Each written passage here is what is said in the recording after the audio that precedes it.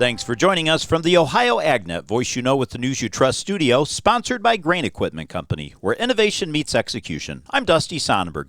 Well, cloudy conditions continue today. Windy out there, gusts around 30 miles an hour. Temperature on the barn thermometer says 28, but with that wind chill, it feels like 6 degrees above zero. This quick programming note, tune into midday next Wednesday as Matt Reese visits with Lorain County soybean producers Eric and Adele Flynn. They'll be discussing their involvement with Grow Next Gen. That's a project of the Ohio Soybean Council and Soybean Checkoff. Whether the Biden administration releases the 45Z Clean Fuels Production Tax Credit guidance may be a moot point. An agricultural economist said this during a webinar on Wednesday because the Inflation Reduction Act and its various tax incentives may actually be on the chopping block by the incoming Trump administration. Now, on Tuesday, DTN reported the Biden administration planned to release guidance on 45Z, which is considered a vital incentive for a sustainable aviation fuel industry. But during a Farm Doc Biofuels webinar on Wednesday, University of Illinois ag economist Scott Irwin said not only would it be nearly, quote, impossible for sustainable aviation fuel to be developed, but carbon sequestration by farmers and ethanol plants would be less important if the next Trump administration eliminates 45Z. Now, Irwin laid out scenarios where tax incentives, along with other state-level low-carbon fuel standards, are the only way to bridge that price gap between sustainable aviation fuel and fossil jet fuel. Sustainable aviation fuel production would become far less viable, he said, if the 45Z credit never materializes. The 45Z tax credit really looks like it's on shaky legs, Irwin said, whether it will even be implemented at all. The 40B tax credit, which ends at the end of 2024, has provided $1.75 per gallon credit for sustainable aviation fuel produced. The 45Z will also be based on carbon intensity scores, as fuels that reduce carbon emissions would receive a higher tax credit. For instance, the 40B credit pays about $1.30 a gallon of jet fuel produced with a carbon intensity score of 45. Currently, most ethanol plants have a carbon intensity score of 45 to 60, for instance. The California Low Carbon Fuel Standard, for example, score corn ethanol at a carbon index of 57.7.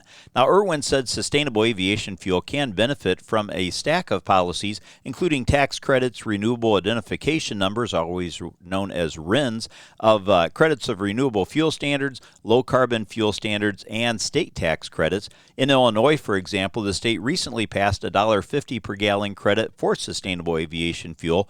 Irwin said the credit, along with the 40B and RINs, would allow sustainable aviation fuel producers in Illinois to completely bridge that price gap between sustainable aviation fuel and traditional fossil jet fuel. Now, the 40B is expiring, and what it means is if 45Z does not materialize or is eliminated by the Trump administration, there could be challenges. You see, if we take out the 45B tax credit line entirely for sustainable aviation fuel, it's dead in the waters economically, Irwin said. So that will be something to pay very careful attention to going forward, is what happens to 45Z. Will anything replace it? Will it be rolled into some other kind of extension of 40B? Will the old biodiesel tax credit begin to apply to sustainable aviation fuel? He said, I don't know the answer, but it's something that's going to have a big impact on the potential expansion of sustainable aviation fuels moving forward. The current biodiesel tax credit will expire at the end of December, and there's been some rumbling in Congress about extending that tax credit in the absence of 45Z. Well, let's get a check on your Thursday afternoon weather forecast brought to us by Seed Consultants. Simply better performance, online at seedconsultants.com. Quite chilly for the balance of your Thursday. I'm Chief Meteorologist Ryan Martin. Let's take a look at the forecast update. We've got strong and northwest flow coming across the Great Lakes behind this Arctic front that blasted us overnight through the early part of today. I think we're going to be dealing with another round of moisture, just some lake effect snow and flurries that's going to be ramping up. So the accumulations are going to be limited to northwestern Ohio near the Lake Erie shoreline, but flurries and clouds can be seen everywhere through this afternoon and into this evening before things end. Very cold tomorrow, but dry.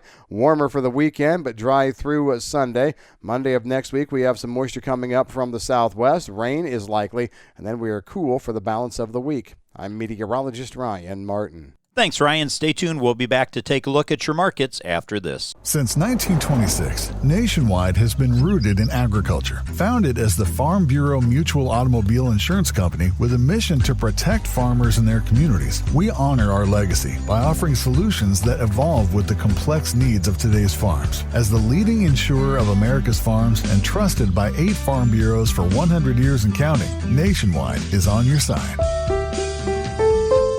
Number 1 insurer based on 2023 direct written premium per AM Best. Nationwide Mutual Insurance Company and affiliates, Columbus, Ohio. Let's take a look at your closing market numbers brought to us by Seed Consultants. Simply better performance online at seedconsultants.com. December corn closed the day up 4.5 cents at $4.26 1/2. January soybeans ended the day a dime higher at $9.93 3/4, and wheat for December closed up 8 3/4 cents at $5.46 3/4. The July 25 new crop was up 9 3/4 at $5.72 1/2. December live cattle closed the day down $1.40 at $186.97 1/2, and December lean hogs were down 7.5 cents at $82.42 1/2. Thanks for joining us, and have a great day, everyone. I'm Dusty Sonnenberg. You're listening to the Ohio AgNet.